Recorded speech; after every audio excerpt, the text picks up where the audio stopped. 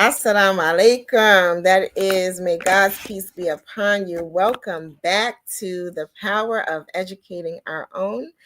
For those of you who were with us last Sunday, that was our inaugural show where we have discussions about education, the power of us educating our own. And by us, I'm talking Muslims, I'm talking African American. I'm talking taking the responsibility back into our own hands to educate our children so that they will have the best production possible. And so, for those of you who have come back to join the broadcast and to watch the show, we thank you so much for the support. As a result of last week's show, we had some people call and connect with us and want to be a part of the Clara Mohammed Schools Network, which is a network of Clara Mohammed schools across the country and in Bermuda who work together to support each other and to uh, push forward the mission of Sister Clara Mohammed. And while all those schools don't bear the name Clara Mohammed School, they absolutely bear the mission and the purpose behind why those schools were developed in the first place. And so this evening, we will go into our second show, and I'm so happy to be here. And I do have co-hosts. So for those of you who were with us last week, you did see my co-host, Sister Karen Shaka and Dr. Patricia Salahuddin. They are traveling right now for education purposes, and so we asked Allah to give them traveling mercies. But they will be back with us next week. But today we have a wonderful, wonderful, wonderful treat. For those of you who know the history of this school system in the community, I'm sure that the name Imam Kadir Abdul Sabur rings a bell for you. And so today I have him and his beautiful wife, Sister Beverly, and we will be having a conversation about education and its longevity and all the rich history that comes along with the work from my guests this evening. And so I'm going to bring them in so that you all get a chance to start the conversation. Assalamu alaikum. Alaikum salam. So it's How are so you this good to evening? I'm doing well. I'm doing well. And so it's so good to have you all with us today. I'm looking forward to the conversation that we will have. I know that there is so much that you all have done in this community as it relates to education that I can't even begin to scratch the surface of saying that I know. But anytime that I hear your names, um, I always get a response of how impactful the work that you have done has been. And so, for our viewers and our audience who don't know or who even do know you, tell us who you are and tell us a little bit about yourself.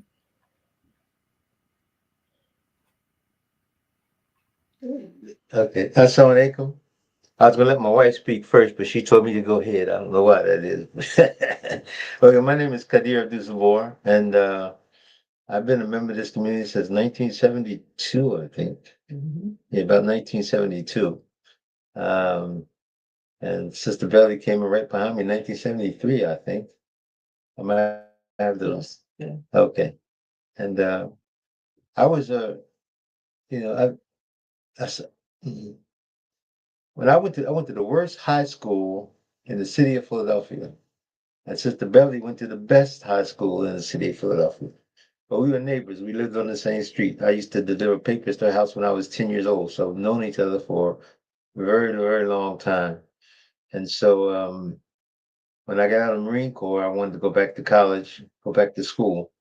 And so I finished, graduated, finally graduated, and went on and started teaching at that time University of Islam. I was a math teacher there in Philadelphia.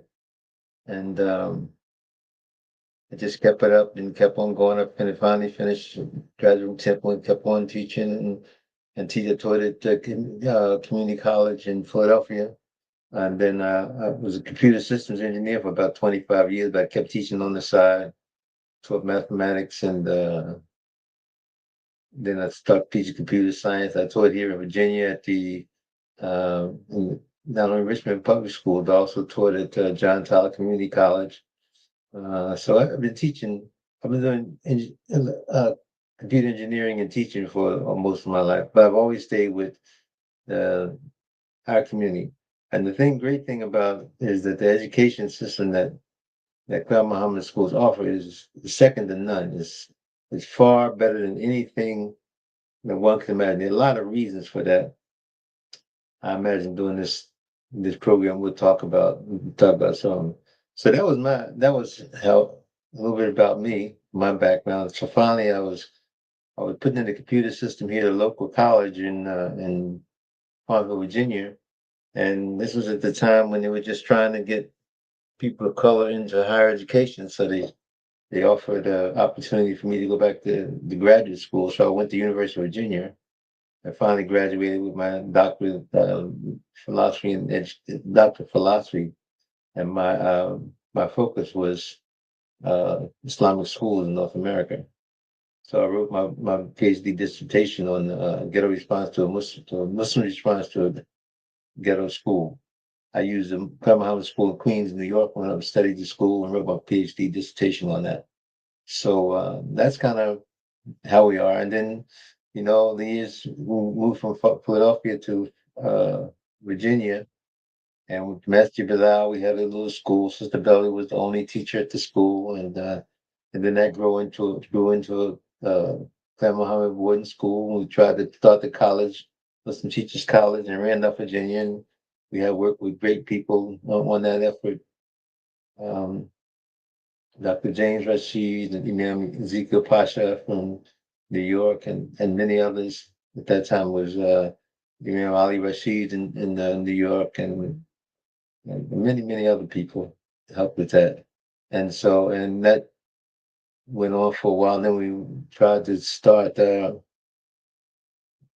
here in Virginia. We had these three schools, two schools basically.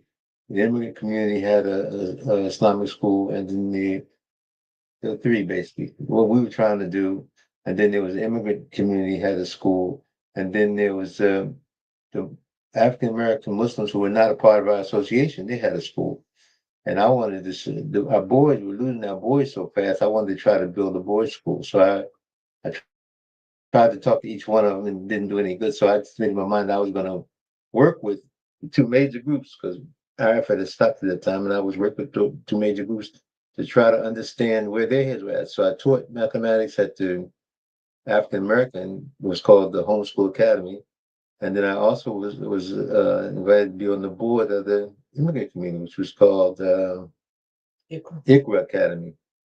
So I had an opportunity to work with all of them, and so then we wanted to form a school that really addressed the needs of educated Muslim education in Richmond. And so we formed the Tally Prep School.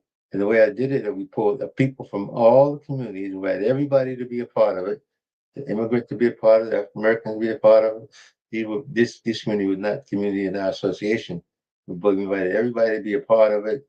And we had meetings. We did this for about a year. We'd have workshops and stuff like that for a year.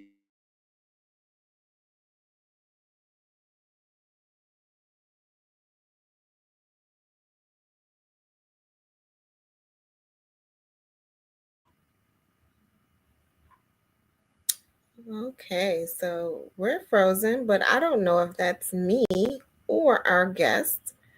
So we'll see if it comes back in. But as you all can tell, there's a rich history connected to Imam Kadir um, and Sister Beverly, and I can begin to call it. Um, but hopefully they're able to come back in. pull them out and see if they can come back on. Okay, so then it was them, it wasn't me. But so far we are hearing about their journey in the world of education in the African American Islamic community. And I heard him mention the boarding school, which I really want to know more about. My husband actually happens to be a graduate of that school, and then he talked about the Teachers College, which I'm excited to hear them take us through the journey on. But um, the other thing is, education is one of those things where you're either like really, really, really into it, or you're kind of, it appears that you're just kind of comfortable with someone else doing it for you. And it sounds like, and even from what I've seen from Imam Kadir and Sister Beverly, they're on the end of like really being into it and being change makers and really wanting to uh, be on the side of like creating the something new and the something innovative for the purposes of um, keeping. Oh, they're messaging me now, so we'll try to get them back in. She says they lost video and audio. Let's see if we can help them. Um, let's see. Let me just send them a quick message. Um, okay, so they're having some weather issues on their end. So I'm gonna try to get them back in here.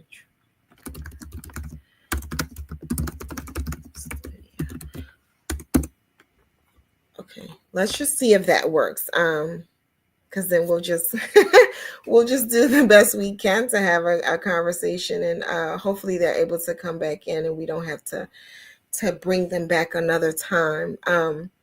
But yeah, education is this thing that um, you either are on that end of building it from the ground up and being innovative with it, or you're depending on others to do it for you. And we know as Muslims that it's our responsibility to make sure that our children are cultivated in the best manner so that they are produced in the best mold, right? And you ask yourself, well, how do I do that? Everyone's not going to be an Imam Kadir and Sister Beverly, and we know that, right? But as parents and as grandparents, what do we do?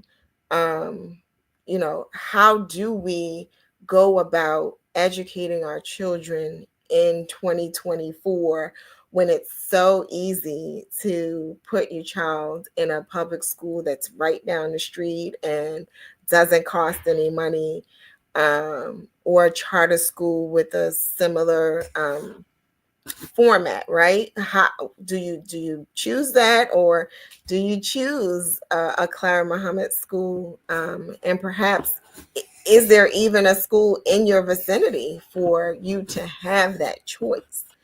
Many people who talk about the rich history of the Clara Mohammed school system, um, often they're talking about their experiences from um, from years past, right, where we did have more schools thriving and greater options for our children to go to these schools. And now we know that that isn't as vast as it used to be, right? We do have um, a wonderful selection of schools that are still in the system. Maybe they're not all full-time schools. Some are probably weekend, or we say strong end schools, right? And we do have some online formats. So, for instance, if we're able to get Imam Kadir and Sister Beverly back in, they're founders of an online school called New Africa Ummah Online. And so all of this just begs the question as to what our responsibility is as it relates to education of our children. If what are our options and what works for us as families, right? As a mom, I know that that's as a Muslim mom, right? As a Ummi, um, that's something that you think about when your children are young, and circumstances bring you to whatever decision it is that you make. My children have had the experience of being in a charter school, um, one of my daughters in a public school, and then they've also had Clara Mohammed School. And so they've even seen the difference in experiences as it relates to. Okay, they're still trying to come in, so I'm gonna keep talking because inshallah they will be back in with us. Let me just send them a quick message. um yeah, so hopefully they'll be back in with us. But um the children even notice a difference in the experience in both and being in those different environments. I remember my oldest daughter when she first went to high school and she came right from Clara Muhammad School. One of the things she said was, and I've heard a couple of people tell me this as it related to their children, is that she said, I don't understand why these children just can't sit down and learn. And it was because she had come from an environment that was it was different, the structure different, right? Um we didn't have all of the things that they've experienced, that she was experiencing in the new environment. We didn't have that at the Clara Muhammad School. And so while we wait for Dr. Kadir and Sister Beverly to come back in, we were able to, we were having some technical difficulties getting on AM 360. We're now on AM 360. And so I want to welcome all of those who are listening in from AM 360. And for our viewers on Facebook and YouTube, go ahead and put in the chat and tell us where you're calling from, or where you're viewing from. And I have Dr. Kadir and Sister Beverly back. Assalamu alaikum. You're back. Where's it out?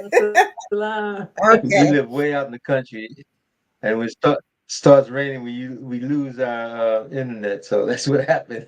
Sorry. Not a I had to problem. switch Not to a our slower problem. internet out No problem. I was So just I was yap until you got back.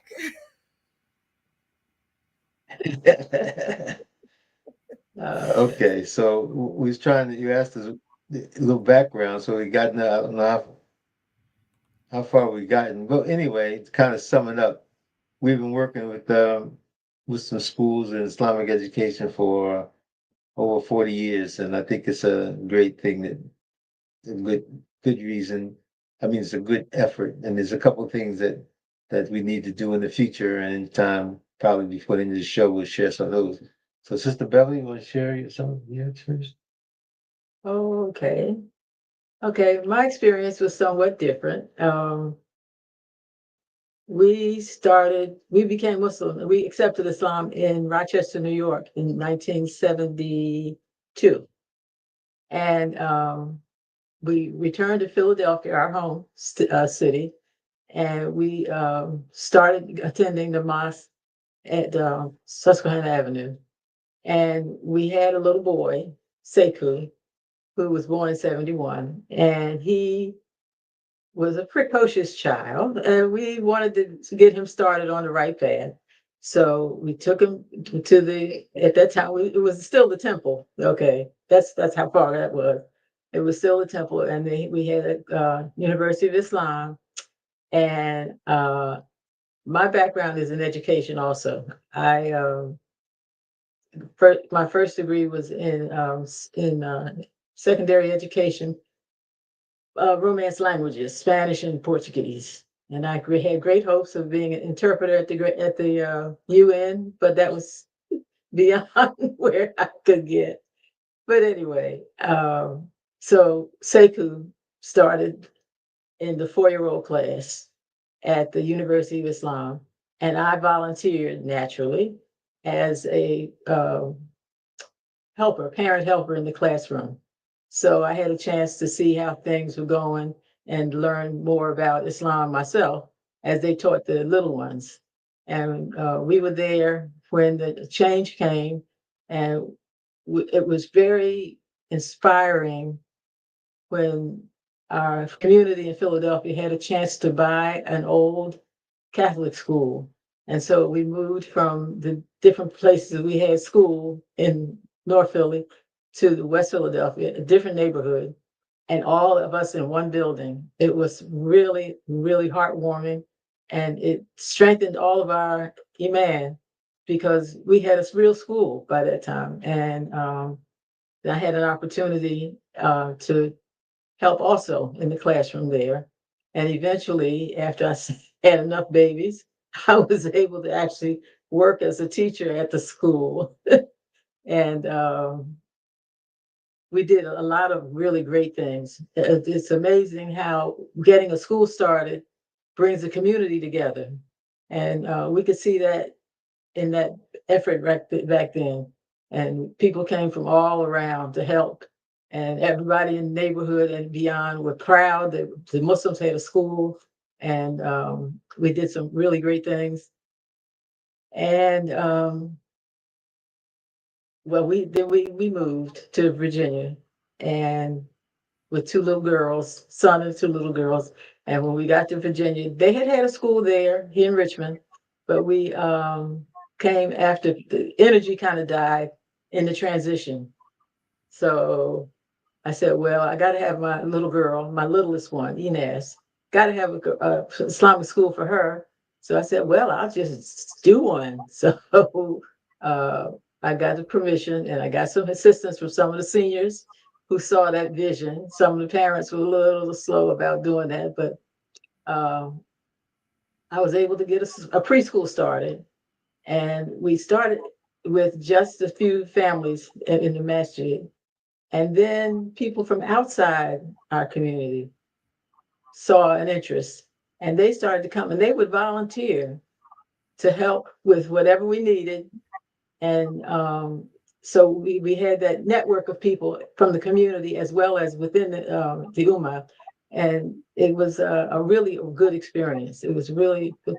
And I've seen some of those little ones who are now almost 50. And Wow. sometimes I'll see them and their parents will say, "Oh, Sister Beverly, my child learned so much from you." Da, da, da, da. And a lot of them weren't Muslim, but it meant a lot to have Islam as the base. And the parents appreciated it. Even if they didn't accept all of what we were about, they knew it was the best thing for their children. And it was a very rewarding experience. So Yeah, and so there are that's so kind of the many background. things. Yes, there are so many things that the both of you have Mhm. shared that I could ask a million questions at this point. One of the things I do want to know is what was teaching like in those early years? Was it were the demand? Do you think that the demands were different? I know you talked about the spirit of the community just being like a high spirit and one of cooperation and collaboration. But what was the demand or the command for education back then?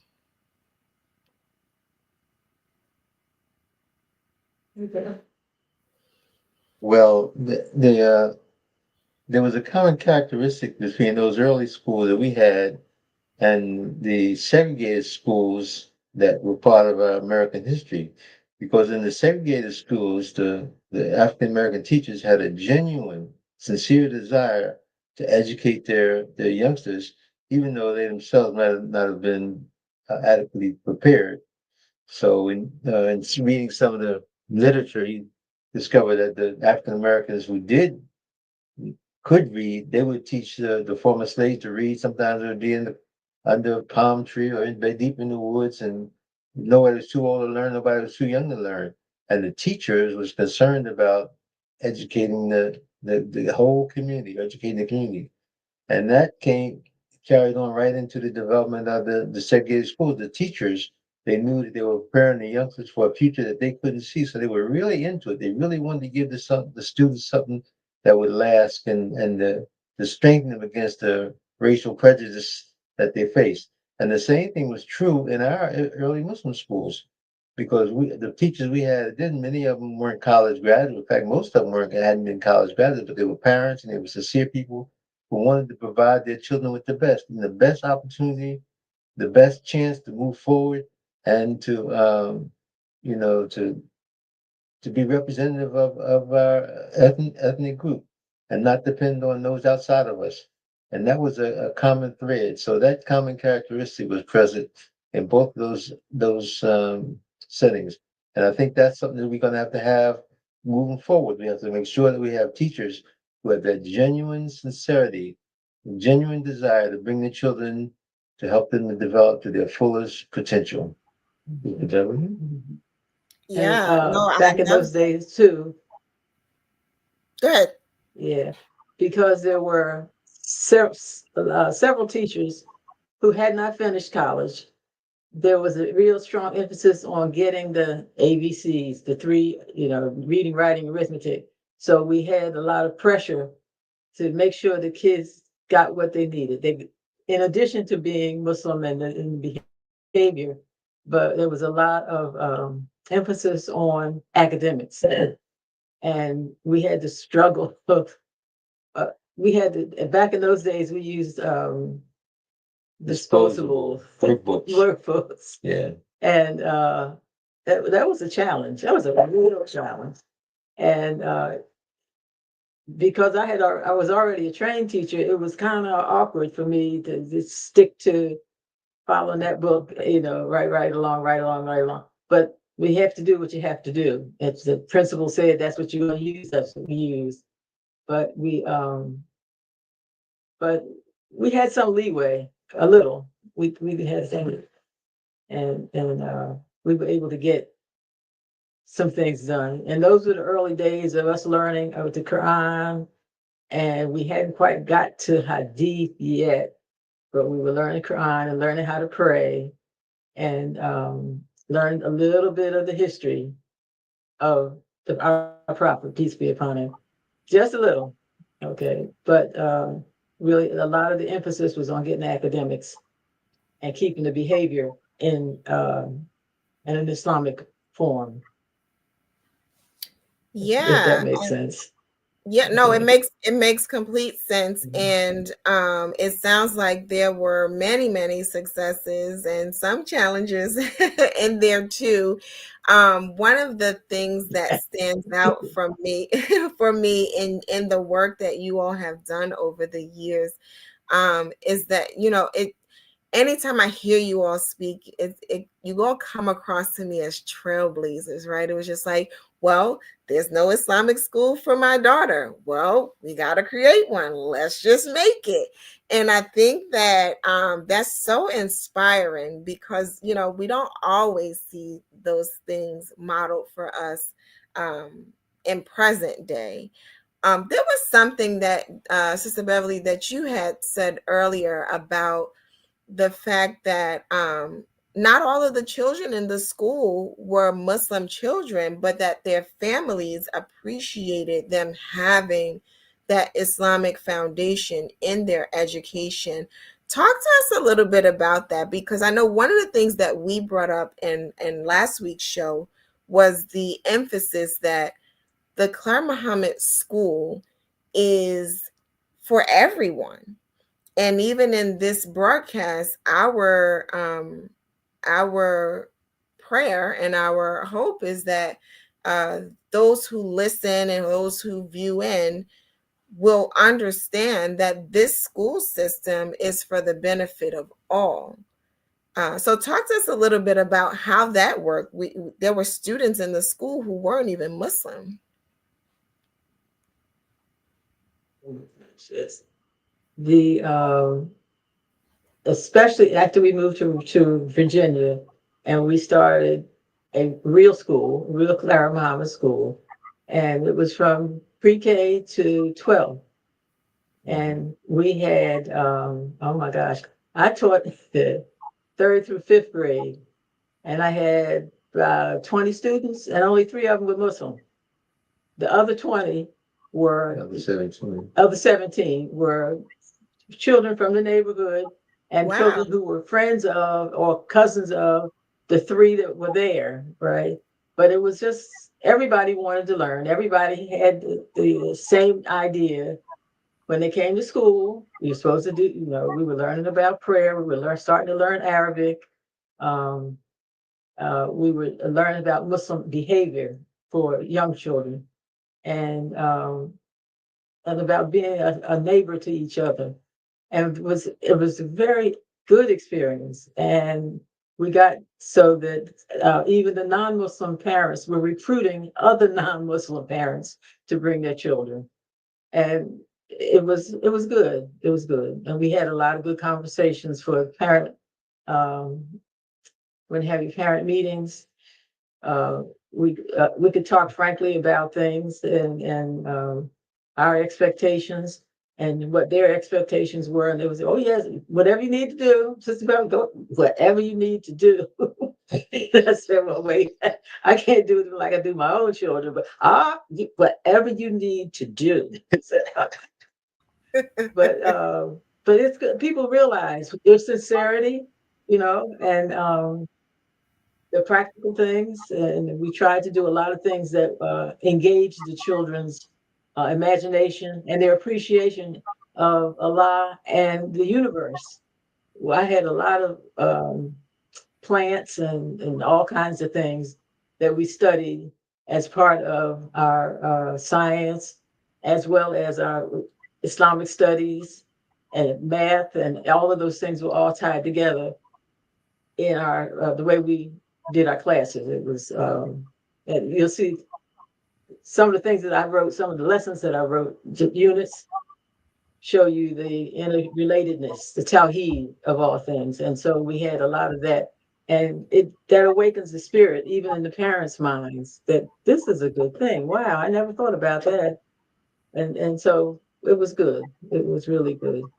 I had to do a lot of uh, sometimes like personal counseling. Sometimes younger parents would have questions, and I have to answer some of those questions or address some of those things. But it was good. It was really good. Alhamdulillah.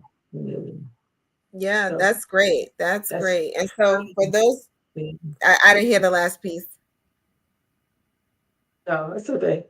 Oh, okay. It's all right. Okay. It's So not. for those of you who are just tuning in or just watching us on social media, this is the power of educating our own. Our guests today are Imam Kadir Abdul Sabur and Sister Beverly Abdul Sabur. And we are discussing all things education, and we've got some good information on their history in this community as it relates to education.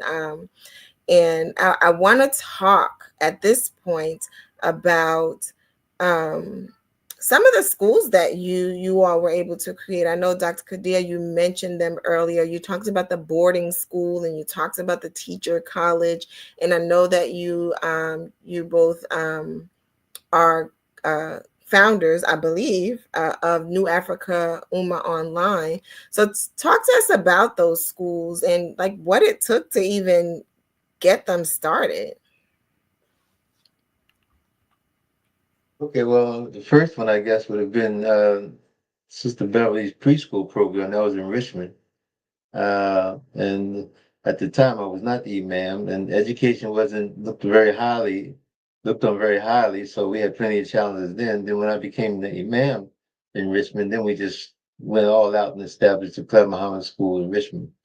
Um, but the problem there was that the building needed some serious repairs, and we couldn't get the community to buy into supporting the school because everybody had their own idea about how money should be spent, and they couldn't see the value of education, and that's kind of a problem that we have today. Many Muslims don't see the value of education, particularly African American Muslims, but it hasn't, education in America hasn't served us as a people. There are exceptions, but as a people, generally speaking, education hasn't served us.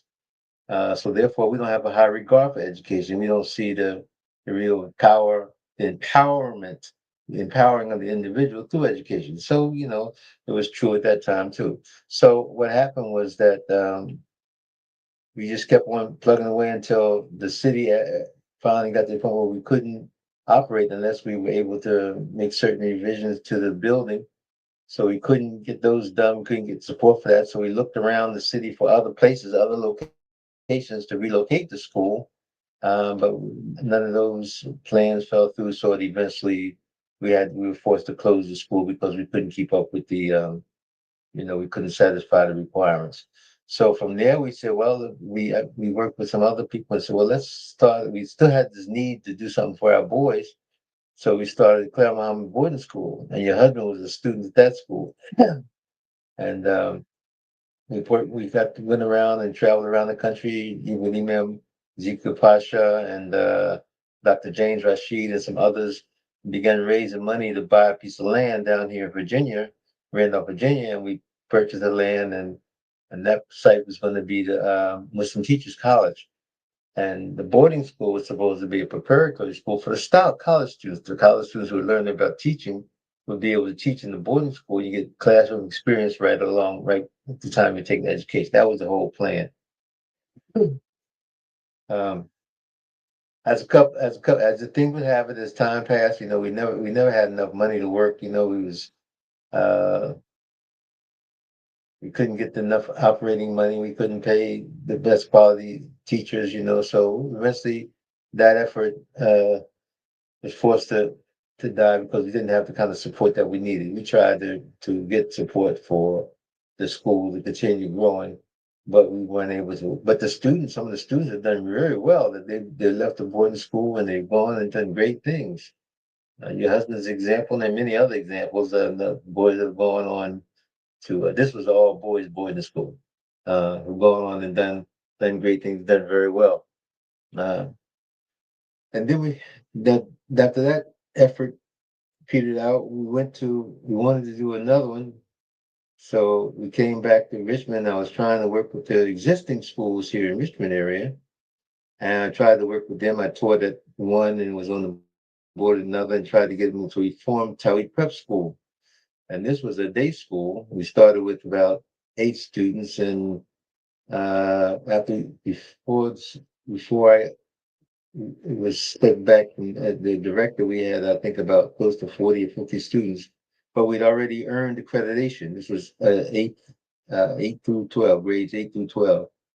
And we'd earned the national accreditation. We had been accredited, we were accredited, and that school eventually merged. When I stepped back from the directorship and allowed some others to take over and move it forward, they moved the school, merged the school into the New Medina, Medina School. And then we wanted to do an online school. It seemed to me that online was the way of the future at that time. This was in mid 90s, I think it was. Um, Seemed like to me it was the way of the future, and nobody was addressing it. So we did the online school for Towee Prep School. And that school is still going on, still in existence. So those are the early efforts of the schools that we worked with, and and the couple of things stand out in terms of prep and study school. Number one is that you have to have the person who's kind of spearheading this to a small group of people are like the group leaders, 3 or 4 people, like the three of you. You all have to share the vision and see the vision. I'm talking about you, Madam Q, and Dr. Patricia. They have to see the vision and share the vision and see the vision 15, 20 years down the road. And you got to have behind you people who push you and encourage you to do that, you know, and push. Then they have to have the experience to see the kind of pitfalls that you're going to run into, and try to help with those pitfalls. And one thing that's always a problem for us is money. We never have enough money to do the schools. And what's happening over the years is that we got the idea that we should be asking the government to give us money, and that's never going to happen. You're never going to have control of your own schools and somebody else is taking giving you the money. They're backing, they're financing. If they're financing, you got to do what they say. That's just the way it is. Don't make no difference who it is, whether the money's coming from locally or abroad. If they're paying the bills, then they're going to dictate what goes on the school. And we just can't seem to get that through our head as a community of people. We got to do this ourselves. In that regard, that's an area that those of us who've been around for a while, see that you guys are going to need. So one of the things that we're trying to do is we're trying to start a business here in Virginia so that we can share some of the proceeds to the school. And we want to do that as a model for other businesses to do the same thing. Businesses start their businesses and then make consistent monthly donations to, in this case, the CMS network, because the CMS network is a very viable route it's going to be a monumental establishment institution for Clara School. Great work have already been done by Imam Adam Bayan, his family. They've been doing monumental work in fundraising, and they just need help from another area. So we're talking to businessmen now. One of them suggested, the meeting was online Wednesday night, one of them suggested that every Muslim in our community, in our association, just donate $5 a month. Just send $5 a month to CMS Network and just let it grow. Just let it grow. And I'm sure the three of you all will decide that you got to put some order to that. So you'll find some people who know how to pull money together and manage it, make sure it goes in the right direction. And we just try to get it in your coffers and then you make it. So those are the two areas that in starting the school. Number one, you got to have people who really want to do and see the vision, and number two is that you have to have the finance. And the most important item is that you have to absolutely focus on the Quran. You can't have anybody coming in there just because they've been overseas and studied and they can recite Surah Al-Fatiha or the Surah Al-Nas in perfect tajweed and don't understand what they're reciting. They're not the ones to be teaching our students. Our students have to learn the language of the Quran. They have to understand the meaning of the Quran. They have to get it so that the Quran touches their heart and their spirit. And that's what happened in the old schools before integration. The teachers would touch the children's heart and soul and their spirit. And that's what happened when we was in the old nation of Islam. When we were isolated ourselves, the teachers could talk to the students and touch their heart and their spirit. That's why the nation of Islam was so important. And that's what happened in the early days of Clara Muhammad School. But then as we got further and further away from that, and we thought that we were somebody other than who we were, we've forgotten all our connection, our roots. Now we want to identify with somebody else, but that's not it. We have to go back to the Quran. We've got to bring the Quran alive in our school. So those are the things that we've learned over the past couple months in Islamic education. Almost 50 years in months. Sister Melody, just thoughts. Yeah. Did you And want to add something, as Sister we Beverly? develop our, I was going to say, and to make the education meaningful to the children. Okay, make everything tie into something that they can see that will help them later, but they can see a little bit of it even as young people. I remember when my husband was doing his uh, writing his dissertation, and he was doing his research work up in Queens, New York. And the imam there was Imam Bakruddin. He was an amazing, amazing person. Mm-hmm. And he had a long career in the nation before the transition. He was very insightful. And he used to say, you know something? One of the things that really helped our community back in the day is the teachers, the school taught the parents as well as the children. Right. So they have to keep that in mind. You're teaching the parents through the children. You're teaching the children, but keep in mind that the parents are also students of ours. And that's how we build a strong foundation and a network of believers and supporters. And I always remember that and try to keep parents and community people connected to what we were doing. That's many different things that we've done. But that's something that may Allah bless Imam Bakruddin, inshallah. Inshallah, I Yeah. mean, yeah, and so there are so many things that you all have just touched on. Imam Kadir gave us some like points to establishing institution. Keep Quran first, have vision, and you definitely need some money. Right. But those were some key things to share, right? Because we do kind of struggle with the establishment of institution that's sustainable, right? But then the other thing that I heard you all say is that it's the key, I guess, to this whole education thing, is particularly in the classroom, is to touch the hearts and the spirit of the children. And I'm definitely gonna walk away from tonight, um, having that resonate in my mind and see what that then develops into, because um it appears that that's the ingredient, that's the secret ingredient that we are missing in school in general, right? But then when we talk about our school system, um that's something that maybe we need to be reminded of, is that our goal is to be able to touch the hearts and the spirit of those children. Because if we think about it, as parents,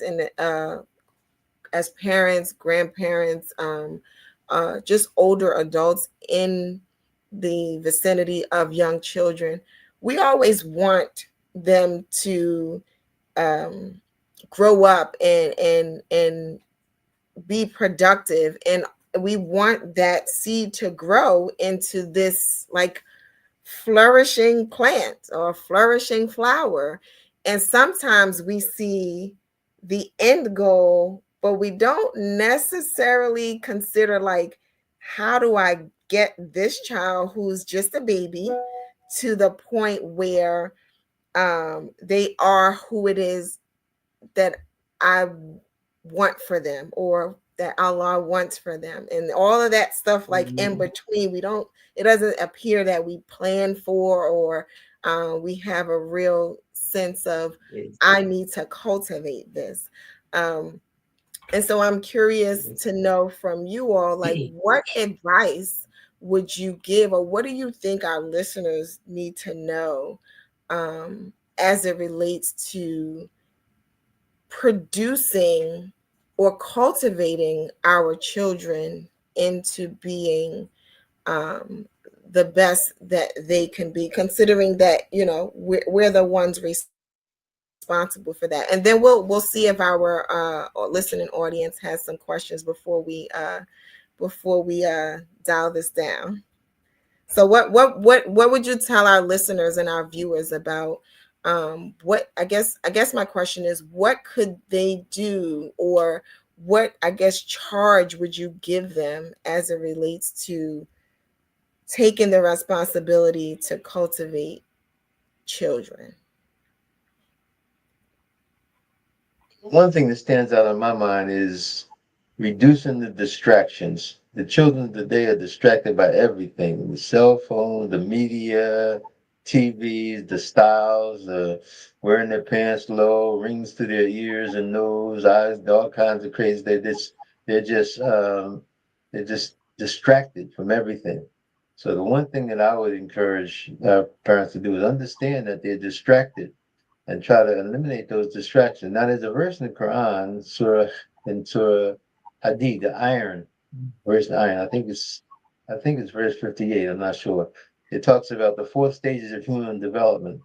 And if you, when you're reading that ayat and thinking about it, it actually, Allah actually explains the four stages of in the life of the individual, and they actually fall and coincide with approximate ages from birth to 10 years old, 10 to 20 years old, 20 to 30 years old, and 30 to 40 years old. The verse of Quran actually corresponds to those periods of human development. on the early stages where the youngsters are in the playing with toys and this, that, and the other, that's when you have to focus the children, understand that they have to play. So you have to create environments so that the distractions are contrived, so to speak. The things that get their attention are things that are wholesome. You have to understand what they like to do at the time. So, and between 10 and 20 years old, you have to understand that that's when the boys are going to show off and the girls are going to be in front of the mirrors, you know. And you have to understand those things. So you have to plan around that. What we used to do at the Kelly Prep School, which we were talking middle school, so we had students 10 between the 10 and 20 years, 10, 11, 12, 13. We would have skating parties because we run a skating rink, have a skating party, have a Muslim come in, a Muslim DJ come in and play nasheed. These are Muslim rappers like The Native Dean and some others. There are a bunch of them out there now. These are Muslims that sing and the songs are clean and wholesome. And the children will come in and skate. We had several of them. Or bowling. So what you have to do is you have to create distractions that are wholesome distractions. Don't leave them to their own devices because they'll get on the Facebook, the world, or TikTok, anybody, and do all kinds of crazy stuff. You have to create environments that channels their energies. So you have to think about knowing the Quran tells you what to expect, what they're going to be like at age. So you know what they're going to expect. So you have to create environments so that they can channel those energies so that they're receptive to the creation. Absolutely, absolutely. And I agree wholeheartedly because there's so much out here, even for us adults. There's so much out here that could grab you. And so we have a few minutes left. And so if my for those of you who are listening to us on AM 360, if you have a question, press 1 so that you can be brought into the host queue and we can get your questions answered. And if you are watching us on either Facebook or YouTube, you can put a question in the comment section, and we'll see if we have some time to get your questions answered. And so along the lines, while we're actually I do have a caller. So caller, I'm sorry. I got a couple of messages coming in on my end. Okay, caller 7426. Press 1 so that you can be brought into the host queue. Yeah, assalamu alaikum. It's Brother Mohammed from the Ummah Muhammad by way of Hinesville, Georgia. Consistency and to see parental education that our children, and when put in the proper context, they begin to understand naturally that it is the best thing for them. So when they compare how we live, what we teach them is the best thing for them, it makes it a whole lot easier for them so that when distraction approaches them, they can see and we can educate them in how it might look good, but it's going to bring a type of result that is going to hurt you in what you really have seen from your home life. It's beneficial. There's love here. There's many things that we teach them about. The kids will see those things, and they won't go near the far, God willing, behind the fact that they have a model example that they can trust. Especially maybe once or twice in their development, they might, be distracted, and they find out that what we've been showing them all their life, it's true. That if you play with fire, you get burnt. And it's not worth it because they have lived in an environment that supports what you're telling them or what the parent is telling them. So I think live in what you say out of your mouth and put it in deeds and actions, a nice model of it, a nice environment that supports it so that when distractions come, they might do like we did because the law tells us all of us were saved from the brink of the fire because distraction makes you go deep because we are learners, we are thinkers, and we know the creation is for us to observe and analyze and see the nature of it without distracting the nature of what we're studying. Like we see that, so our children begin to understand the language that we're teaching them and that we're living it every day. Inshallah, Allah will bless them like He does anyone who submits. And the comparison of truth and falsehood, or truth and artificial, they'll begin to like what is real. Everybody's searching for what is real right now. Our whole goal is try to find out the truth, the whole truth, and nothing but the truth that the prophets of God have said before us, and it was Prophet Muhammad was commissioned to do his modelization of the same thing, but with a warning that this will be the final opportunity for our children to really sit down and get the whole truth. 90 seconds. And let them observe those who don't. And we can illustrate some things to them. That's education. Let a child or a new mind or a fresh mind see the results of what you tell them. Absolutely. Absolutely. Thank you so much. Go ahead. Make them think, at least they know that they won't do it again, most likely. Right. Yeah. And we thank you for sharing that with us. Leading by example is so very important. And actually we're running out of time on our AM 360, but we can absolutely continue the conversation here on Facebook. So for those of you who are joining us on AM 360, we thank you for being with us today on the Power of Educating Our Own with our guest Imam Kadir Abdul-Sabur and his wife, Sister Beverly. We want to continue to have these very fruitful conversations about education so that we create an environment and a culture around the importance of education. I don't think I'll be able to pull in any additional callers from AM 360, but I do have some questions that are coming in on the Facebook side, and I'm going to bring in the first of them. Oh, let's see, AM 360 is conking out on us. So from one of our Facebook users, the question is, how important is using creation as a foundation for curriculum in our schools? You talked a little bit about that earlier, just a bit, but how important is it? So that's extremely important because the law says, in the hayat dhikri, in this is a sign for those to think, for those to reflect. So in the whole creation is a sign. Everything in the creation is a sign for people who think. There's no exception. Everything is a sign. Even take, for example, the political climate in America today. That's a sign for people who think. And if you think about it, take a string, tie it on the tree, and put the other end, a rock on the other end, and you pull the rock up and let it swing back and forth like a pendulum. The rock will always try to slow down and slow down and slow down and reach a point of equilibrium at the bottom, the point of rest. That's the divine state, the median, that the whole Quran is bringing to the mizan, the balanced position. So when the pendulum is pulled one way to the left, you let it go, it swings way back to the right. When it goes to the right, goes too far to the right, you let it go, it swings way back. And that's what we see if we look at our system, political system. You see that when we go too far to the left, it goes way back to the right. When it goes too far to the right, it goes way back to the left. And it continues to do that because that's the creation. So Allah tells us in the Quran that the creation itself is a very important part of everything that we do. Like you take, for example, a spider's web.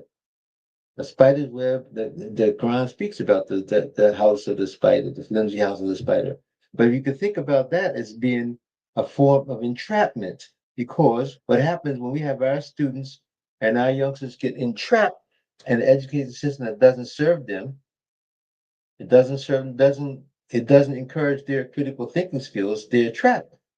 So they can't make intelligent decisions. They do whatever they've been taught to mimic or imitate. They don't think for themselves. So education could be a form of. Now there's a sign from the spider's web. You see, so the whole creation is like that. The mighty oak tree, it starts from just a single acorn about the size of a penny and grows into a tree that's maybe 50 or 100 feet tall. and can stand all kinds of storm and turmoil and rainstorms and people carving their initials in, and it continues to stand. But it started from just a little simple little acorn. So when it first broke the ground, it was real susceptible to anything. Wind, you kicked over, step on it, it's dead. But it grows to a strength, and that's the way people are. People have to be the same thing. You take their roots from the roots down in the earth, and it grows, it reaches towards the sky. You take from the material world, earth, and reach toward the spiritual world, the sky. So a lot, everything in creation is a sign. So yes, it's absolutely important to understand the creation in order to to help our children, and all in the Quran.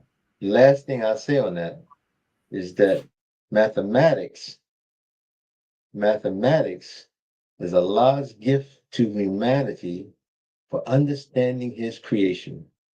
You can't understand the creation unless you understand the mathematics of it.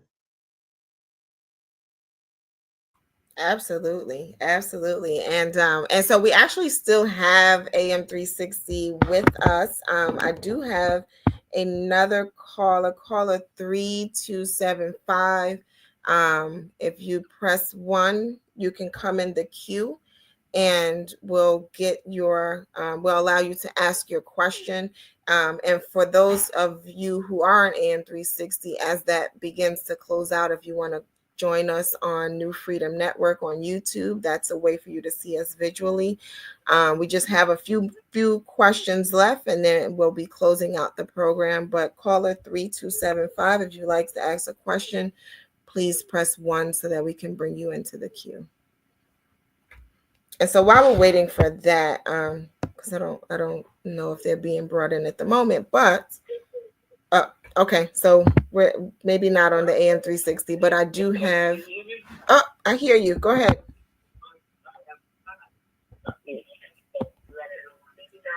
We can hear you. You can ask your question. Oh yes, it's enough. Yes. But I got a question to Dr. Subriel is why to W. Yes, how can we make donations to the school? Oh, okay. So they're asking how they can make donations to the school. And so are you talking about New Africa Ummah? Are you talking about the Clara Muhammad Schools Network? And you'll have to turn your volume down on your device because we hear the feedback.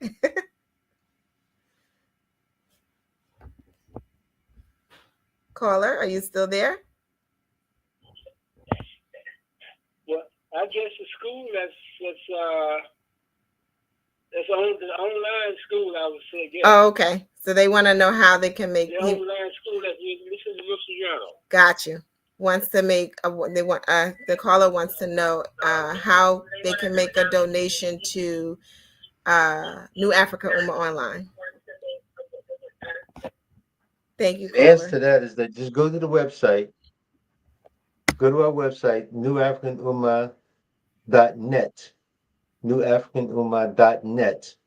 And then at the very top, you'll see a drop down button, and you click on the donate button, and it'll take you right to a page where you can donate. And it's recurring. You can just make a one-time donation, or you can make a recurring donation, like $5 a month or something like that. Something that doesn't hurt you, but it helps the school. $5 a month. I mean, you wouldn't even miss $5 a month, but it would help the school. So if you imagine 1,000 people donating $5 a month, it makes a difference. So just go to the website, newafricanummah.net, and then click on the donate button. The donation button drops down, window opens, and you can make a one-time donation, or you can make it a recurring donation. Every month you can donate $5 a month or whatever is easy for you. Thank you so much for Thank that. you. You're putting it in the screen. That's great. Yeah, I was gonna say at the bottom of the screen you see the web address to New Africa Ummah Online. We have a few comments I'm gonna bring up. When we speak on our schools, and actually this one is a question. I was going to bring up a comment, but we'll go with this question. When we speak on our schools and curriculum, should we share the same epistemological philosophy and pedagogy? That's a deep one. I don't even know if we'll get all the way into that one tonight. We may have to address that on another show. But Imam Kadir, feel free if you'd like to approach that one this evening. Okay, see, the thing is that we find that those of us who've been in academic arenas for a while, we tend to use terms that are significant. They have significant meaning and undercurrent. That's sometimes positive, sometimes negative. So what we have to do is think about it a little differently. So Imam Muhammad said, "Go in the Quran, go into a book with nothing but the Quran, and go into a room with the Quran and a dictionary, and come up with a curriculum." What that means is that I would understand that to mean what you do is you don't try to make your school fit the terminology of somebody else. What you do is you go into your school with the foundation of your school, which is the Quran, and then everything else comes out of that. So you don't have to use terms like epistemology or any of those ontological terms because they're not really meaningful. What you're trying to do is you're trying to instill the spirit of the Quran into the hearts and the souls of first the teachers, then the students and their families. And you do that when the teacher has a thorough understanding of the Quran. And he or she can only do that when they really put the Quran in their own life and it manifests in their interaction with others. Yeah, and that's what our earlier caller was talking about. When you're living it yourself, when you're implementing the Quran yourself, it's easier to then impart that to your students and to the culture of the school that you're connected with. And so that just lifts that point back up. I had a couple of comments here. One, so we have Sister Bina joining us from North Carolina. We were talking about reaching the children, and she says, "I really got a chance to experience how important being kind and patient with the children is toward keeping the children interested and exciting about what's being taught." And so, yeah, that's important. Imam Kadir talks about taking those distractions away. Well, kindness and patience go a long way as well with being able to reach them. We do have a viewer on Facebook asking how someone can enroll in the online school. So we did share the website at the bottom of the screen, and we'll bring that back up. But is there anything else you wanted to share as it related to enrollment? It's just they can just go to the website and then there's a online application that they can enroll. And it's really, we're really doing a lot with homeschools or if a parent has a student in another school situation, either homeschool or whatever, they can enroll for one class or they can enroll for the whole program. And right now it's a middle school program, and we think of it as like a program that takes the youngster from elementary school thinking and put them into a high school frame of reference, high school thinking. So they learn all the basic things that the academics that you need, but also they learn about bringing the Quran into their life and into all aspects of their learning environment. So the answer to that question is that you'll find everything you need online. And our principal is Sister Michelle Sakael, and her contact information is also given on the website. Excellent. So, for those who are interested in the online school, the website is scrolling at the bottom. Oh, well, it's positioned at the bottom of the screen. For those of you who are listening to us on AM360, that website is www.newafricaumma.net.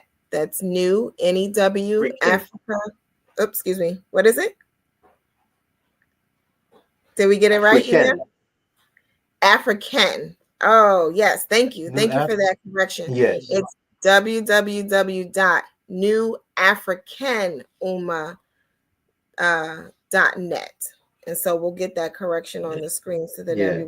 everyone can see that. New African, we're going to highlight it. There you go. New African Umma net. And so if you're interested in enrolling a student or you're interested in making a donation, that is the website that you will go to, and you'll be prompted for on the website to fill out the application. I want to thank Imam Kadir and Sister Beverly so much for being with me this evening. I had to steer the ship without my partners who are traveling this evening, Dr. Patricia and Madam Q, Sister Quran. We asked Allah to grant them traveling mercies, but I got a chance to be with some real pioneers, right? Those who have impacted education in this community in a very significant way, and they have not left their post. They are still making those impacts. Earlier, when we started the show, Imam Kadir talked about the fact that there was some good works happening in the Clara Muhammad Schools network that is to come, and they are for sure instrumental in making that happen. So I want to thank you all for being with me this evening. If you have any last words, here is your opportunity for that before we close out the show. Sister Beverly? You go ahead. Well, we thank you so much for inviting us to be a part of your show, and we pray that Allah bless your efforts with much success. It's very needed. People who look at our community from afar, they don't see the kind of cohesive connectedness that we need to garner support. So we have to pull that from within. We have to join together, see the value in what we're doing, and support what we're doing.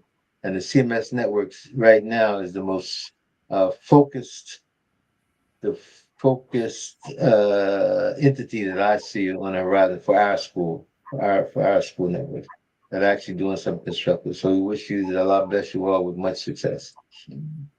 Sure. I mean, Sister Beverly, do you want to add something? I'm not going to let you off the hook. My gosh. Well, may Allah continue to bless you all. And you'll see that you'll get people around you will get excited, and they'll get other people excited. And just keep the excitement going.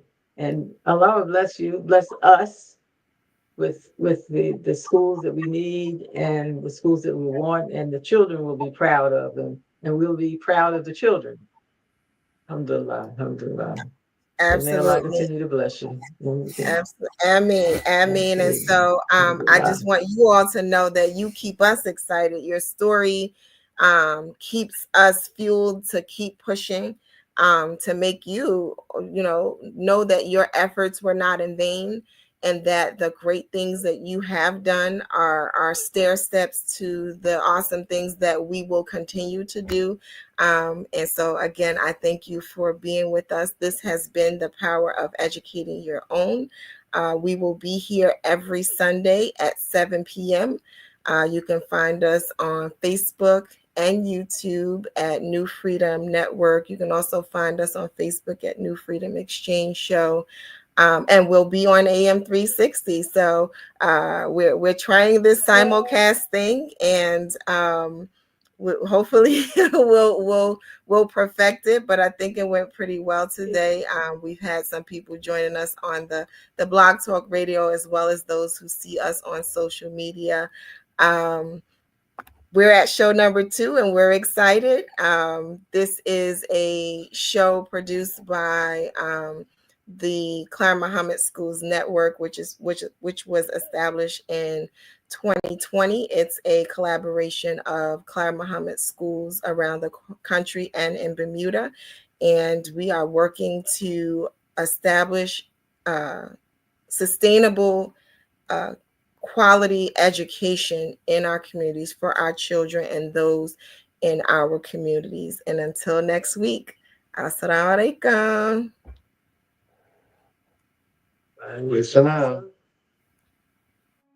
Sister Clara Mohammed, a Black Muslim woman from Macon, Georgia, was an extraordinary leader and pioneer. Her contributions, especially in the development of Islamic education in America, paved the way for thousands of Muslim families to take ownership of their children's future, starting at a time when homeschooling was illegal in the United States.